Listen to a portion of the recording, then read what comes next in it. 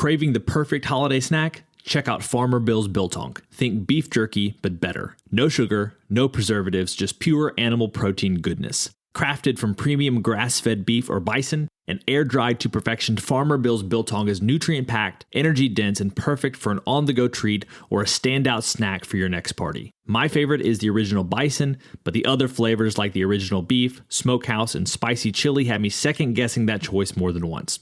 Visit FarmerBillsProvisions.com to grab a 1-pound slab or a variety pack and use code BIZBIT10 for 10% off. Farmer Bill's Biltong, don't be the 2-liter guy at this year's Christmas party. Welcome to the Business Bitcoinization Show, the show dedicated to helping you enrich your life and grow your business with Bitcoin, the hardest money on planet Earth. I'm your host, Josh Friedeman, and our guest today is Jaime Izurieta, who's a trained architect, preservationist, town planner, and local business owner.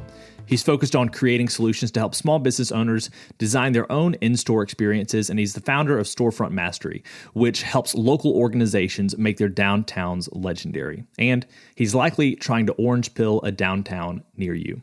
Now, today on the interview, we're going to be talking about low time preference and how it influences design, architecture, and your own town or city. I think you're going to enjoy this conversation, but before we get to our interview with Jaime, we have this week's Bitcoin Meetup Spotlight, and this week it's the Bakersfield Bitcoin Meetup in Bakersfield, California. The Bakersfield Bitcoin Meetup is a friendly, bi-weekly gathering at Lengthwise Brewing Company. The brewery accepts Bitcoin, which allows members to learn how to use Bitcoin to purchase goods and services. The co-hosts, Gabe and Jesse, are knowledgeable and willing to help answer any questions. Jesse's company, Well Rehabilitation Services, sponsors the meetup by providing everything from appetizers, hats, and books, which are a part of their revolving library, to cold storage devices and anything he can buy with Bitcoin.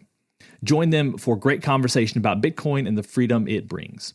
You can follow them on Twitter, Facebook, YouTube, TikTok, and Instagram at Bako Bitcoin. And if you're not in the Bakersfield, California area, but are interested in attending a meetup near you, I encourage you to download the Oshi app. Oshi is great for a number of reasons, but one of the things it has is a map that has all of the Bitcoin meetups across the United States and even in different places around the world. So anytime you open up the app, you can find the Bitcoin meetup nearest to you. Now, we're going to get to our interview with Jaime right after this.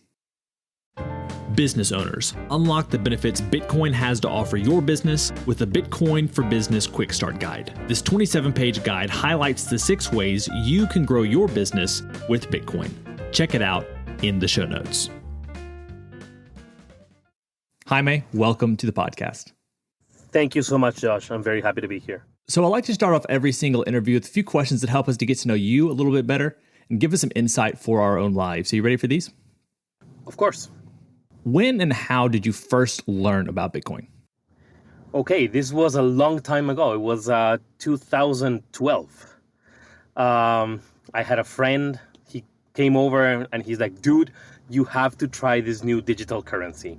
That's what we knew back then. I said, yes, sure, why not? Here's $500, get me some. And he did. And you can imagine that at that time, $500 was a lot of Bitcoin. And I would love to say that I lost it in a tragic boating accident or a safari, but I actually lost it at Mount Gox. So those Bitcoin might be somewhere at this point. So I came back to Bitcoin in the summer of 2016, and then it's been an up and down journey from then. The 2 bear markets, 2 bull markets. It's been interesting. And then I was having a few health issues. I had a fatty liver. I was overweight. I wasn't feeling well. And I met a friend, and he's like, so you have to try carnivore. And I did. I started with the carnivore diet. And then I started my company, Storefront Mastery, working with small businesses and looking into how the economy impacts small businesses. And there was a point probably in 2018 where everything clicked together, and everything has been treated in the same way during the 20th century. So that's, I guess, my becoming a maxi kind of moment was then when I realized that every problem that I saw happening everywhere was the same problem. It was someone up there trying to replace things that happen normally between people and replace them with something that they invented. So I guess that has been my Bitcoin journey, and yeah, I've been all in on Bitcoin since probably 2018. What's an insight or fact about Bitcoin that you wish that everyone understood? The one that the one that I wish everyone understood is that it's not a currency. It's a mindset. When you are thinking about Bitcoin in Bitcoin terms, you start to understand the world, so many things about the world, in such a specific manner that relates so well to good nutrition, to good health, to good cities, to good architecture, to good everything. So I guess that's the number one spot, that it's not a currency, it's more of a mindset. And when you adopt the mindset, everything begins to change for the better. What's the Bitcoin resource that you most recommend to other people?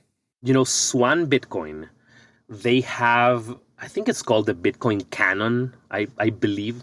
It's like a section of their website where they have every single conceivable resource that you might want, and they have their own tutorials about what Bitcoin is, what Bitcoin does, how Bitcoin can, improve so many aspects of our lives.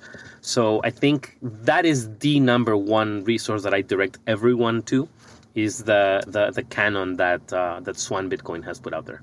So beyond Bitcoin, speaking from your experience as a business owner, what is a resource or an idea that's been helpful to you or your business recently? The fact that with Bitcoin, so many components of the current pricing and structure of businesses will change, because you will start to see things in a longer term. You will start to see things with a lower time preference. And so what you build is not supposed to last you 6 months and then we'll get another one. What you build has to be strong enough and sturdy enough and solid enough and long-term enough so that it will last longer. What happens is you start building products, you start building solutions that are not simple solutions that will fix little things of businesses, but they are more of long-term solutions that involve a change in mindset. And this is also something that relates to what I was talking before. I mean, when you start seeing things with a lower time preference, the mindset of the business owner changes.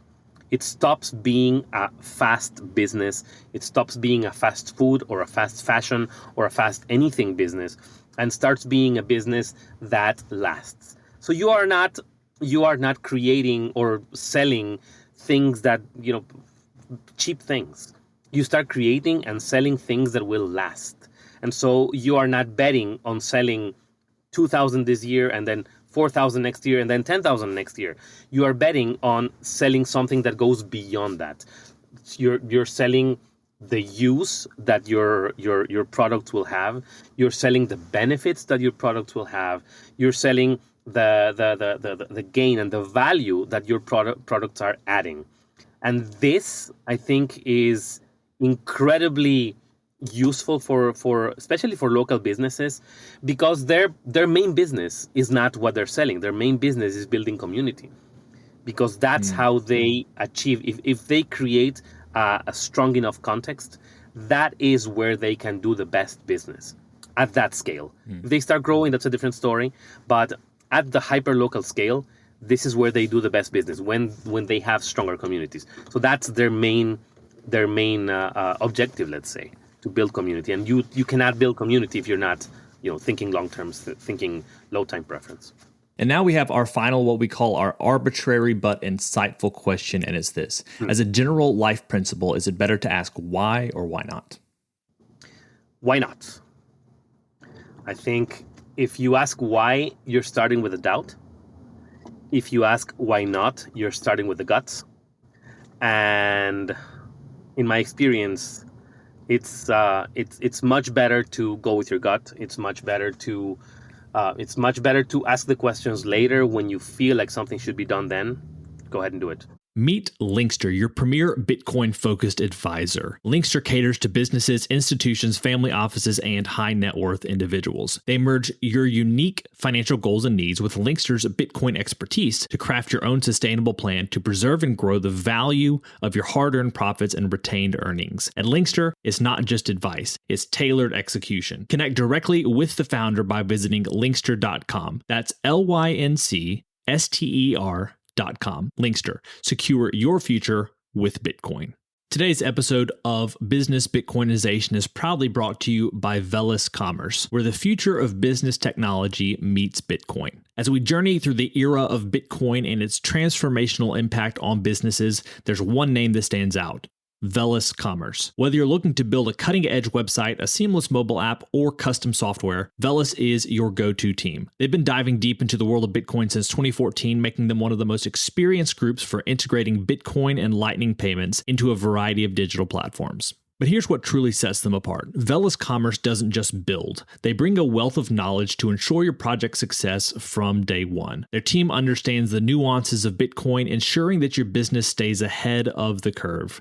And for all business Bitcoinization listeners out there, Velis Commerce is offering a free consultation to kickstart your project the right way. So if you're ready to future-proof your business in the coming age of hyper-Bitcoinization, head over to veliscommerce.com or reach out on Twitter at veliscommerce. Let's make sure your business thrives in the Bitcoin era. Well, Jaime, we're here today to talk about your business and how Bitcoin might influence architecture in the future and how small business owners should be thinking about that. So to start off, could you share with us a little bit, you already shared with us your Bitcoin journey, but could you share with us a little bit more about your business, how that came about and what you're looking to do? Of course. So it's been an interesting journey. It started when I went to architecture school. I was there for 5 years. I came out and I decided I will not have a boss. This is what typically architects do. They get out of school and they go work for someone for 3 years. They get all their apprenticeships and then they get their license and then they open their practice. I decided I was not going to do that. And I started finding ways to practice without going through the normal channels.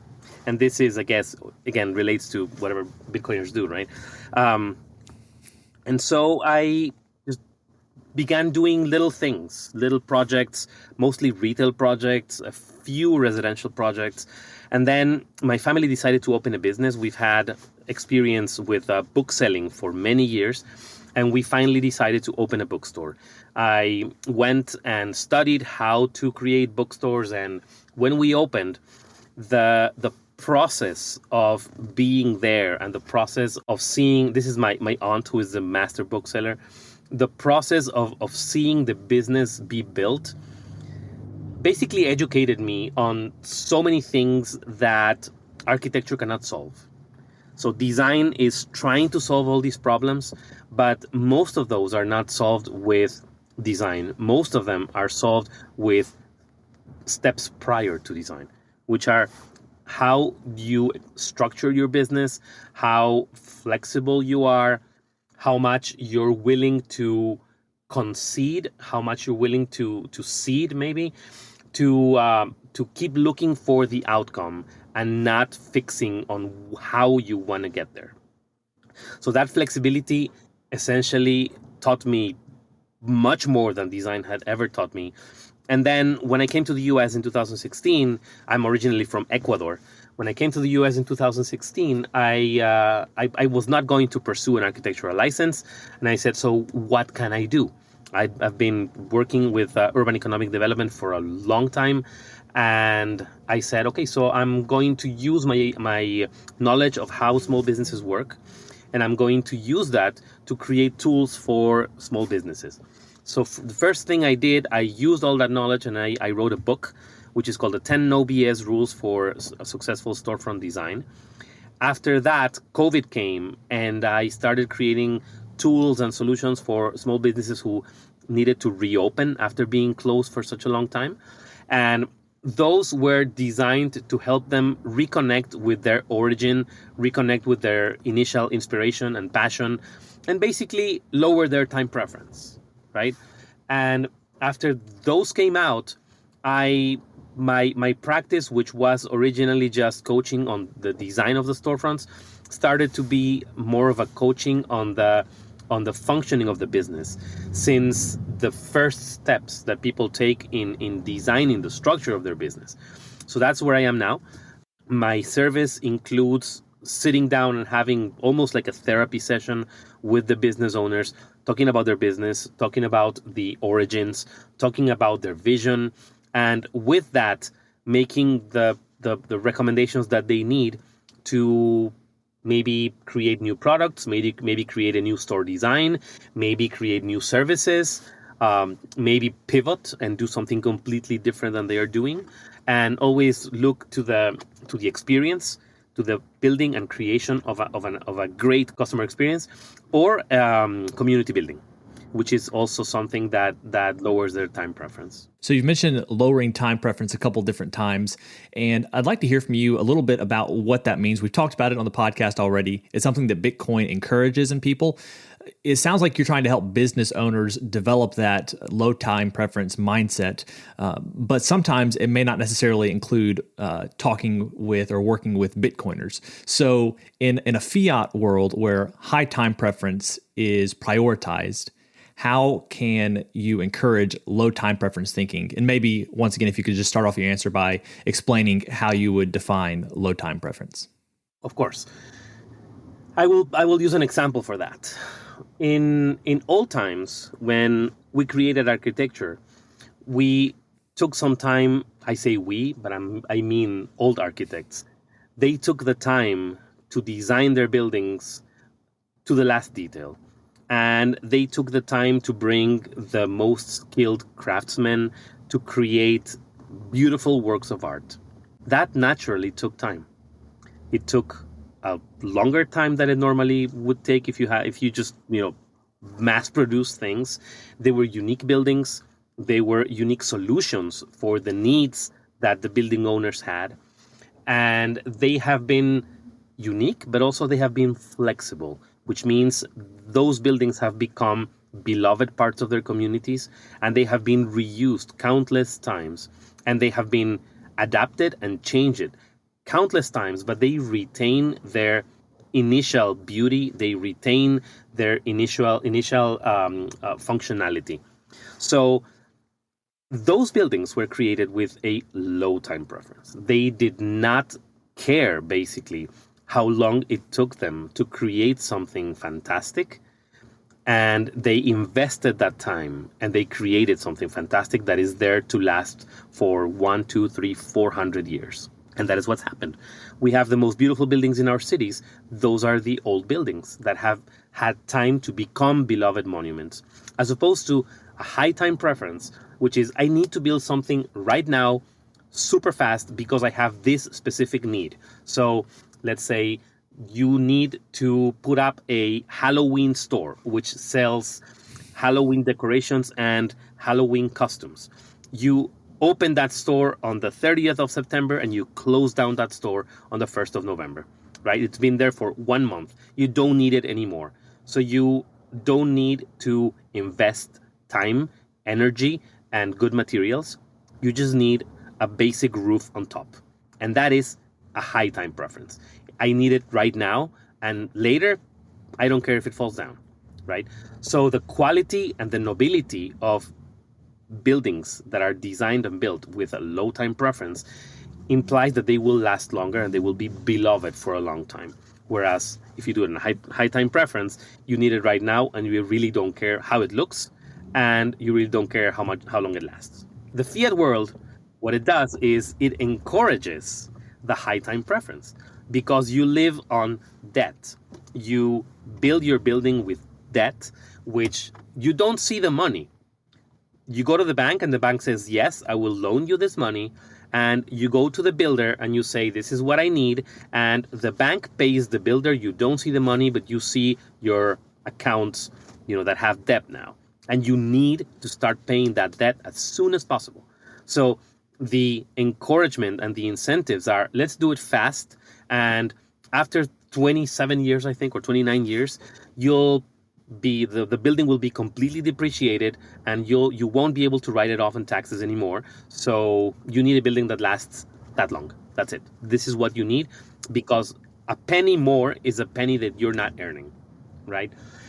It's been incredibly hard to orange pill individual business owners, but it's incredibly natural, organic, and easy to talk to them about low time preference. Not even mentioning the low time preference, but mentioning the time, the energy, the life that they have invested in on their businesses, and they understand it completely because this is the process that most of them have been through. So it's very easy to have that as a first conversation. It's very easy to have that as a way of for small business owners, for local business owners, to understand that sometimes even marking up products works on their benefit because the added value that they are creating is a community building value. And they get more potential customers, they get friendlier customers, they get more repeat customers. It's a completely different type a way of doing businesses when they are thinking on the long term, when they are trying to build something that will last for maybe 1, 2, 3 generations. And some things that the fiat system incentivizes is that right now at this point, I've seen so many local businesses that have older owners who are on the brink of retirement, and they are not able to find people to take over their business because their children do not want to, because they are working, I don't know, they're working in different companies, they're working for a bank, they're working for whatever, and they're doing something that is not remotely related to the business. So they are having trouble to find heirs for their business. And this is something that when you start to have these conversations with local business owners, they see and this is young business owners who are starting, who are willing to, for example, purchase their own real estate. They're willing to build something that will last. So they don't need to build it in 2 or 3 months. They are investing time and sometimes a lot of resources in creating brands that will last, in creating solutions that are long-term solutions, and essentially working in a low time preference. So the conversation is much easier to have in those terms as opposed to, hey, let's adopt a Bitcoin standard. So, Jaime, you have your pulse on at least a handful of different American towns. I know you pay attention to kind of the lifeblood of cities. I'd like to hear from you some of the things that you see that really encourage you, as well as some things you've maybe already hinted at some of these things that give you pause or concern about the future of towns and cities. I will start with the pause and concern so I can end with a happy note. The pause and concern is there's so much fiat money that circulates through local governments, through state governments, through state agencies, through nonprofits that are focused on helping businesses do things really fast and really economically, let's say.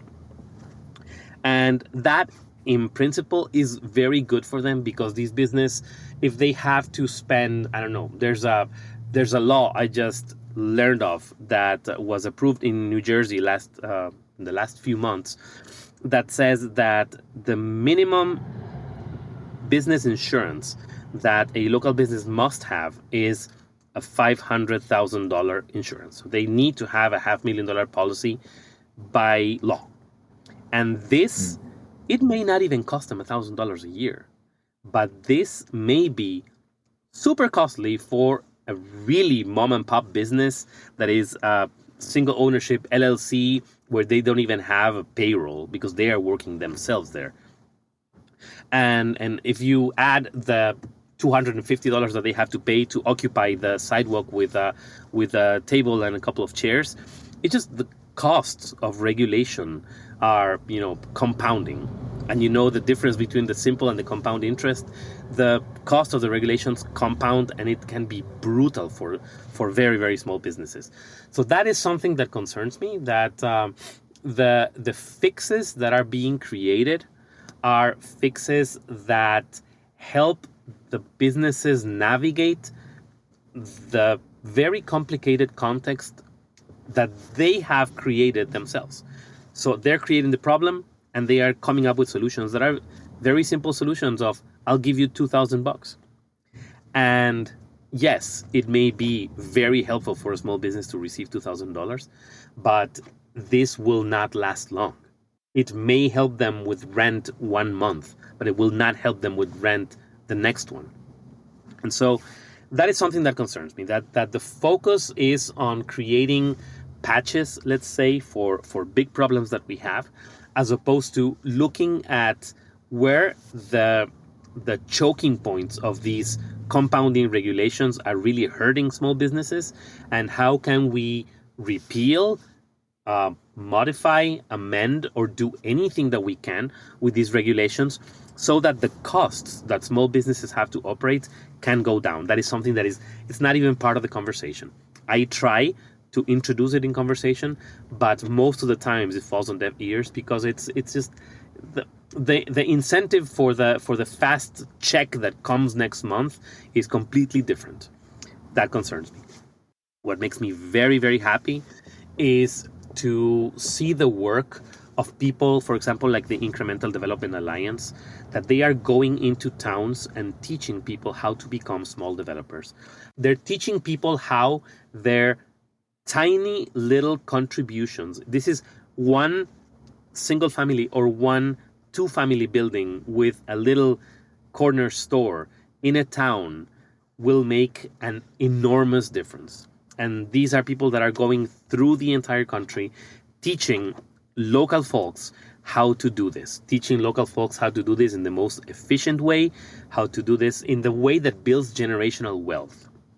So if you go to these little towns and you start seeing these little pockets of development that are happening in very tiny buildings in downtowns, this may or may not be the work of the Incremental Development Alliance. And that mindset that they are creating, it gives me incredible hope.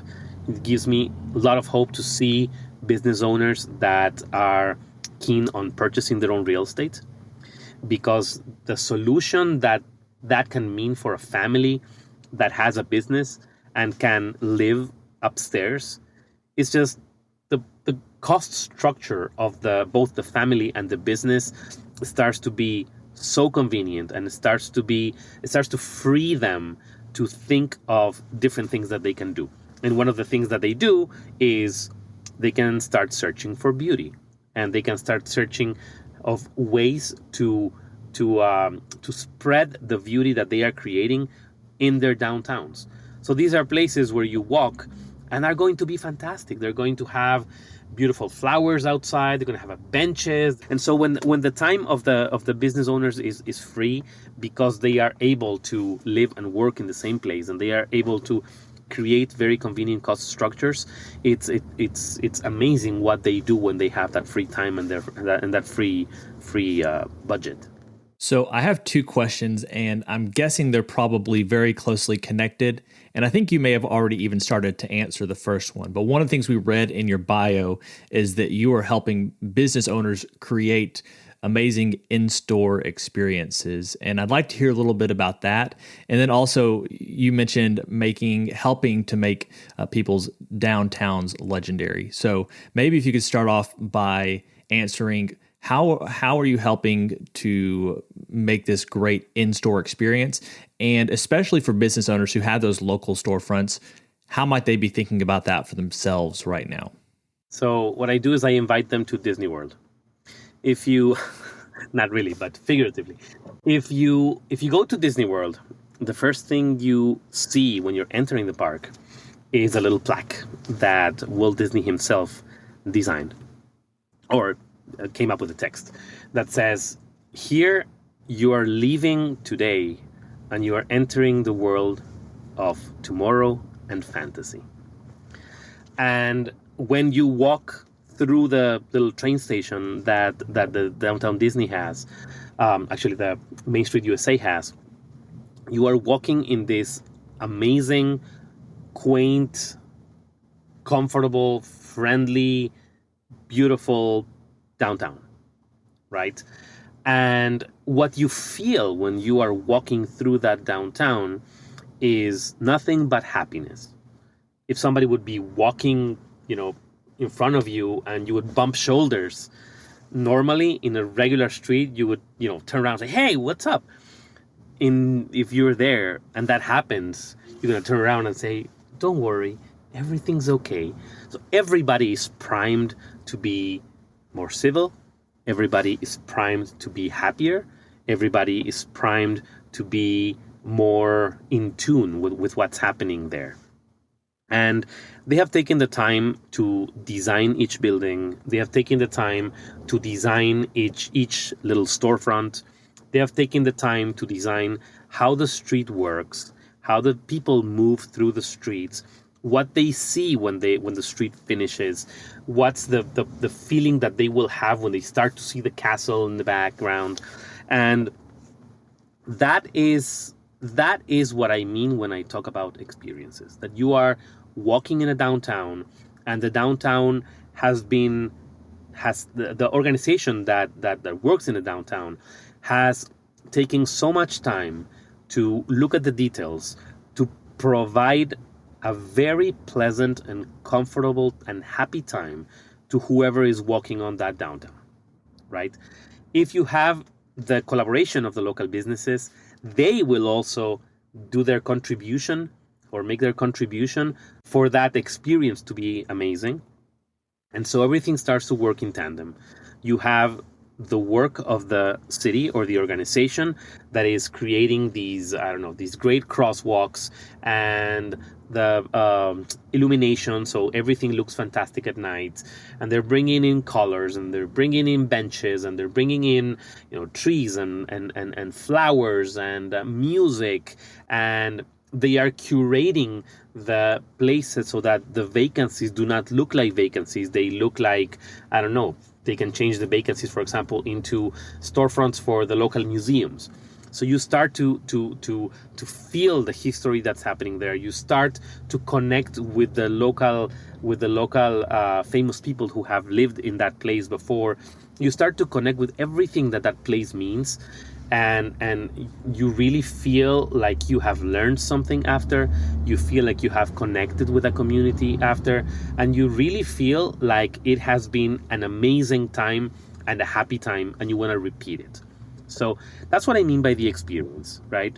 That every downtown is able to have that because they have the bones, because they were created in a time where people were thinking, this has to be a happy place, this has to be a good place, because this is where we have to live, right? And this is where our sons and daughters and grandchildren will live. So it has to be fantastic, right? Right now, we have lost a little bit of that. We have horrible buildings that are coming up in every downtown.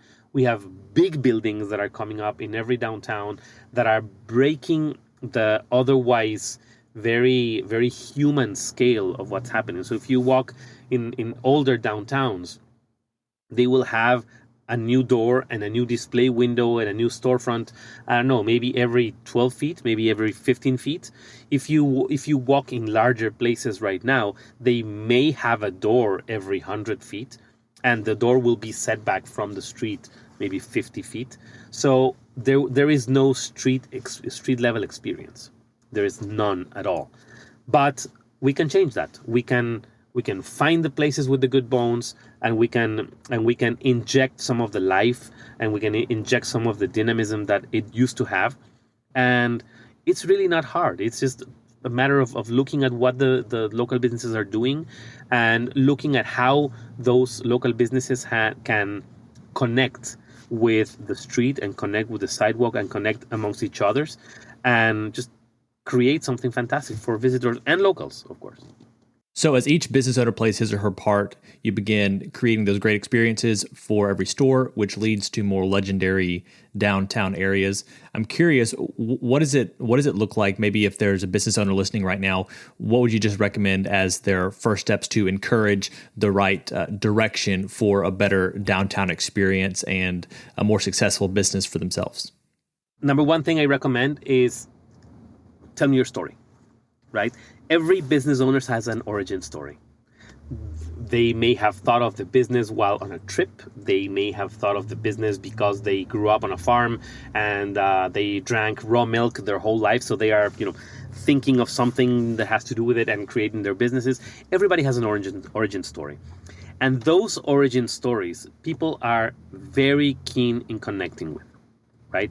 We connect to stories. Whenever I'm telling you a story, I say I'm a good storyteller. I hope that is true. When I tell you a story, you usually connect with it. If I tell you names and I describe people and I tell you what those people did, that is something you can really connect with. So I would tell them to tell me their story, and not just tell me their story, tell everyone their story. And the best way to do that, in the past, the business owners would be standing on their doors and greeting everyone that comes, right? How do they do that? If they have to be looking, thinking of payroll and thinking of taxes and thinking of compliance and thinking of, supply chains, so many things, it's very hard to do that. So let's use your storefront as a tool to send your message. Let's use your storefront as a tool to tell your story. Number one thing is take down everything that you have on your glass so people can look in. And normally, the stores that are run by their owners will have their personality printed in everything that happens inside the store. That is the story. That is the story that they are telling. If they make all their glasses transparent and people can look in, it makes a world of difference. And it's so much easier for people to engage with the brand when there is something fantastic that they can look inside to and engage with that. As a first recommendation that I always make is take down every sign that you have written, hand or paper that you have hung with Scotch tape, and just take everything down. Let people look in. Well, I feel like in some ways we've just scratched the surface, Jaime, but I appreciate you sharing your insight today. Could you maybe share with us any final thoughts to wrap up our conversation, and then let people know where they can go to find out more about you and your work, and maybe take the next step working with you or continuing to gain insight from you? Yes. I guess the last thing that I can say is, which is it's a big thing actually, is tell yourself your origin story. Write it down. When you write it down, you'll find that there's lots of details that you may forget in the day-to-day things that you're looking at, and reconnect with that story. And when you reconnect with that story, use all the knowledge that you have, all the knowledge about your business, about your industry, about your supply chain, about the origin of the products that you sell or the services that you are providing, and tell me that. Tell me and tell every customer that. That will be probably the biggest thing you can do. And from there, you'll see that there are design solutions that you will come up with that are derived from there. You will see that that your branding can be updated just by thinking of those stories and finding better ways to tell those stories. I pride myself on creating the tools that allow business owners to do that themselves. I told you about my book before. It's called The 10 No BS Rules for Successful Storefront Design. And I also have a great card deck. Card decks are all the rage right now. And so I created one that essentially allows somebody with an idea to create a business from scratch. Just the basic model of the business and the store. So I would be very happy to provide those tools for business owners. They can find more information about what I do, and also they can find those in my website, which is storefrontmastery.com.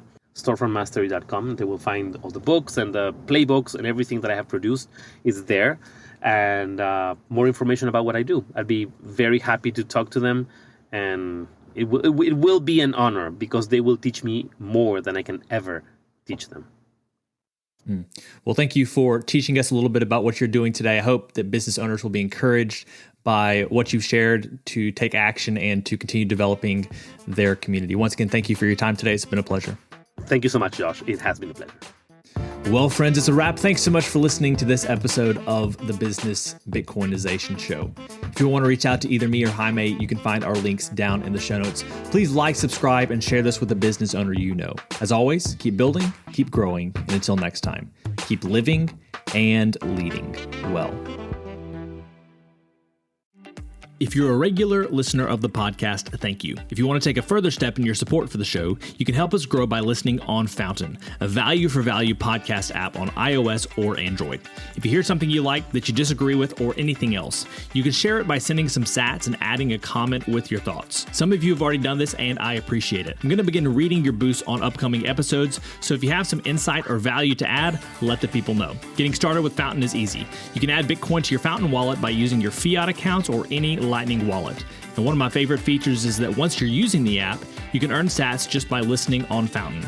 Check out the link in the show notes to get started with Fountain today.